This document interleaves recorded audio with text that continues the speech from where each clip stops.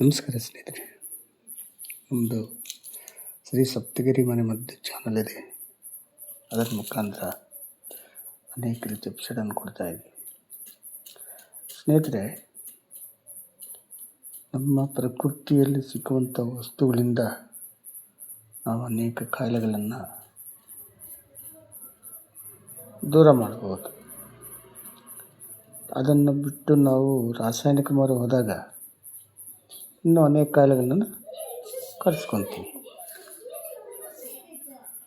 ಇದು ಶಾಂಪು, ಸೋಂಪು ಕಾಳು ಅಂತಾರೆ. ಈ ಸೋಂಪು ಕಾಳನ್ನು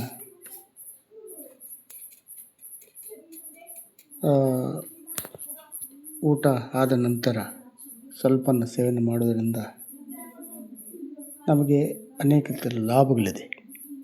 ಅದರಲ್ಲೂ ಡೈಜೆಷನು ಒಳ್ಳೆಯದು, ಜೀರ್ಣಕ್ರಿಯೆಗೆ ಒಳ್ಳೆಯದು ಅಂತ. ಅಲ್ಲದೇ ಹೆಣ್ಣು ಮಕ್ಕಳಿಗೆ ಈ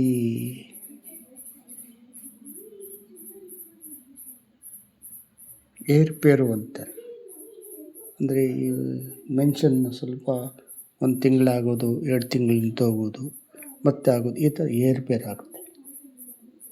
ಆ ಸಮಯದಲ್ಲಿ 2 ಸ್ಪೂನು ಈ ಒಂದು ಸೋಂಪು ಕಾಳನ್ನು ಒಂದು ಪಾತ್ರೆಯಲ್ಲಿ ಹಾಕಿ ಒಂದು ದೊಡ್ಡ ಗ್ಲಾಸ್ ನೀರು ಹಾಕಿ ಚೆನ್ನಾಗಿ ಕಾಯಿಸಿ ಅದನ್ನು ಶೋಧಿಸಿಕೊಂಡು ಆ ಒಂದು ಕಷಾಯವನ್ನು ಸೇವನೆ ಮಾಡ್ತಾ ಬಂದರೆ ಫ್ರೀಕ್ವೆಂಟಾಗಿ 1-2 ತಿಂಗಳು ಅದು ನ್ಯಾಚುರಲ್ ಆಗಿ ನಿಂತೋಗುತ್ತೆ. ಇಷ್ಟು ಶಕ್ತಿ ಈ ಒಂದು ಸೋಂಪು ಕಾಳಿರೋದ್ರಿಂದ ನಾವು ಇದನ್ನು ಉಪಯೋಗಿಸ್ಕೊಳ್ಬೇಕು, ಸೇವಿಸಬೇಕು. ಇದರಿಂದ ಅನೇಕ ನಮಗೆ ಲಾಭಗಳಿದೆ. ಇದನ್ನು ಯಾವುದೇ ಕಾರಣಕ್ಕೆ ನಾವು ಮರಿಬಾರ್ದು. ಸ್ನೇಹಿತರೆ, ಈ ಸೋಂಪು ಕಾಳು ನಮಗೆ ಅಷ್ಟು ಒಳ್ಳೇದು ಮಾಡ್ತದೆ. ನಮಸ್ಕಾರ. ಇದನ್ನು ನೋಡಿ ಲೈಕ್ ಮಾಡಿ, ಶೇರ್ ಮಾಡಿ, ಸಬ್ಸ್ಕ್ರೈಬ್ ಮಾಡಿ. ಎಲ್ಲರೂ ನೋಡಲಿ. ನಮಸ್ಕಾರ ಸ್ನೇಹಿತರೆ.